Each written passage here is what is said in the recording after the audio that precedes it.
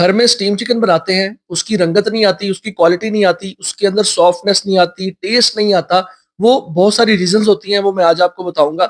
اور یہ آپ اسٹیم چکن دیکھ رہے ہیں، اس کا کلر بہت اچھا ہے، اس کے اوپر ہم لوگ ایک سیکرٹ سی چیز لگائیں گے جو کہ اس کے ٹیسٹ کو بڑھا دے گی، اور یہ 15 منٹ میں تیار ہوگا اور اتنا سافٹ جوسی ہوگا کہ سینے کا گوشت اتنا سافٹ ہے تو لیگ کا جو ہے وہ اور زیادہ سافٹ اور جوسی ہوگا، بہت کمال بنے گا، فلیورفل اچھا ہوگا، کلر بھی بہت بہترین ہوگا، اور میں کہتا ہوں زیادہ ٹائم نہیں لگے گا، ایک پرفیکٹ سی میرینیشن ہوگی، آپ ٹرائی کریں گے اور جو بھی کھا لے گا وہ کہے گا کیا ہی بات۔ سب سے پہلے تو آپ نے پوری مرغی لینی ہے، اور جب بھی آپ مرغی لیں تو وہ تقریباً 1400-1500 گرام تک کی لیں، مطلب 1.5 کلو تک کا اس کا وزن ہو، اس سے زیادہ اوپر نہ جائیں، 1600 گرام تک بھی چلے گا۔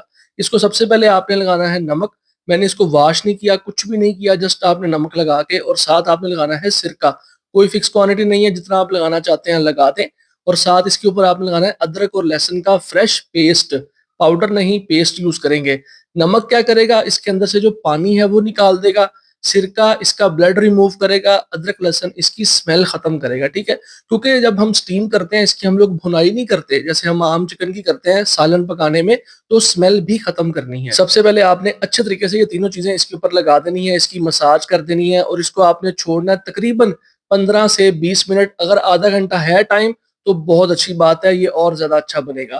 اس کے بعد کیا ہوگا، اس کا کلر چینج ہو جائے گا، بلڈ ریموو ہو جائے گا، سمیل ختم ہو جائے گی، اور یہ ساری میل والا پانی ہے جو اس کا گند ہے وہ نکل جائے گا، اور یہ اچھے طریقے سے اس ٹائم صاف ہو چکا ہے۔ اب آپ نے اس کو واش کر کے سوکھنے کے لیے رکھ دینا ہے۔ میرینیشن میں آدھا کپ دہی لیں گے بغیر پانی کے، 1 ٹیبل سپون ادرک اور لہسن کا پیسٹ، 1 ٹیبل سپون نمک کا، اور یہ تقریباً آپ نے 1.5 سے 2 ٹیبل سپون ڈالنی ہے دڑا مرچ، اور یہ ہلدی ہے، تھوڑی سی کلر اچھا آ جائے گا۔ 1 ٹیبل سپون بھر کے گرم مسالہ ایڈ کریں گے، یہ لائٹ گرم مسالہ ہے جو میں نے گھر میں بنایا ہوا ہے چکن وغیرہ کی ریسیپیز کے لیے۔ 1 ٹیبل سپون کوٹا ہوا دھنیا، اور ساتھ تھوڑی سی ہم لوگ اس کے اندر ٹاٹری ایڈ کریں گے، بہت اچھا فلیور آتا ہے۔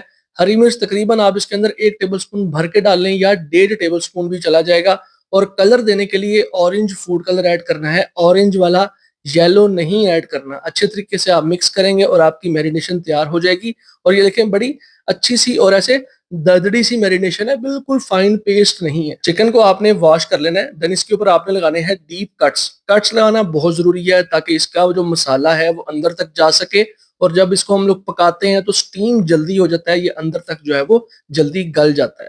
تو آپ نے اس طریقے کے ساتھ جو ہے وہ سینے کے اوپر کٹس لگانے ہیں، اور لیگ کے اوپر بھی چھوٹے چھوٹے کٹس لگا لیں، بیک سائڈ پہ لگانے کی ضرورت نہیں ہوتی، زیادہ موٹا گوشت ہوتا ہے سینے میں تو وہاں پہ کٹس ضروری ہوتے ہیں۔ اب کیا کرنا ہے، جو میرینیشن تیار کرنی ہے وہ اس کے اوپر لگائیں، اس کی مساج کریں اچھے طریقے سے، اندر باہر ساری جگہ پہ یہ مسالہ لگ جانا چاہیے۔ اچھا، جو میں نے بات کی ہے لائٹ گرم مسالہ، بیسیکلی جو لائٹ گرم مسالہ ہے اس میں زیرہ، سوکھا دھنیا اور 2-3 چیزیں اور ہیں وہ ایڈ کی گئی ہیں۔ جو نارملی ہمارا گرم مسالہ ہوتا ہے وہ ہوتا ہے ہیوی ریسیپیز کے لیے، بیف مٹن کی ریسیپیز کے لیے۔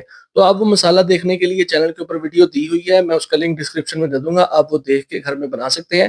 چکن کی ریسیپیز کے اندر وہ یوز کریں، بہت اچھا اور لائٹ فلیور آتا ہے، کھانے کے بعد ہیوی فیل نہیں ہوتا۔ کم سے کم 2 سے 2.5 گھنٹے کی میرینیشن دیں، نہیں تو آپ اس کو اوور نائٹ میرینیٹ کر دیں اگر آپ بہت زیادہ اچھا رزلٹ چاہتے ہیں، اور اگر آپ چاہتے ہیں کہ جلدی یہ سافٹ ہو جائے، جلدی اس کو سٹیم ملے تو یہ جلدی پک جائے، تو میرینیشن اس حساب سے لمبی دے لیں۔ اب آپ نے ایک چھوٹا سا پروسیس کیا کرنا ہے، سٹیم دینے سے پہلے کسی بھی برتن میں آئل لیں، اس کو گرم کریں، اور اس کے اندر آپ نے اس کو رکھ دینا ہے۔ وہ کیوں؟ کیونکہ اس کے اوپر ہلکا سا کلر لانے کے لیے۔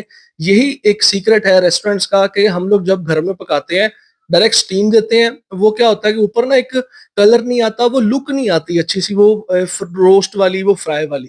اس کا سیکرٹ یہی ہے کہ آپ نے جسٹ اس کو گرم تیل کے اندر ہلکا سا کلر دینا ہے، پکانا نہیں ہے زیادہ، جسٹ کلر دیں گے، جو میرینیشن ہم نے اوپر لگائی تھی مسالہ وہ سارا پک جائے گا۔ تو چاروں سائڈوں پہ کلر دینے کے بعد ایک آپ کڑھائی لیں، اس میں پانی ڈالیں، یہ سٹیمر والا سٹینڈ رکھیں، اس کے بعد آپ چکن کو اٹھائیں اور آپ نے اس کے اندر دے کے اس کو سٹیم دینی ہے۔ یہ طریقہ ہے نارمل، اگر آپ کے پاس سٹیمر وغیرہ نہیں اویلیبل تو اس کے ساتھ بڑی بہترین بنتی ہے، بڑا اچھا رزلٹ آتا ہے، پریشر کوکر سے زیادہ اچھا اس میں رزلٹ آتا ہے۔ اب کیا کرنا ہے، اس کو آپ نے کور کر کے چھوڑ دینا ہے، اور جو ہمارے پاس تیل تھا نا اس کے اندر آپ نے ڈالنا ہے 1 ٹیبل سپون باریک کٹا ہوا لہسن، ٹھیک ہے؟ یہ ایک سیکرٹ ہے، اس کے ساتھ آپ کو آگے آئیڈیا ہوگا کہ واقعی میں یہ ہم نے بڑا اچھا کام کیا اور اس سے فلیور بہت زیادہ بڑھ جائے گا۔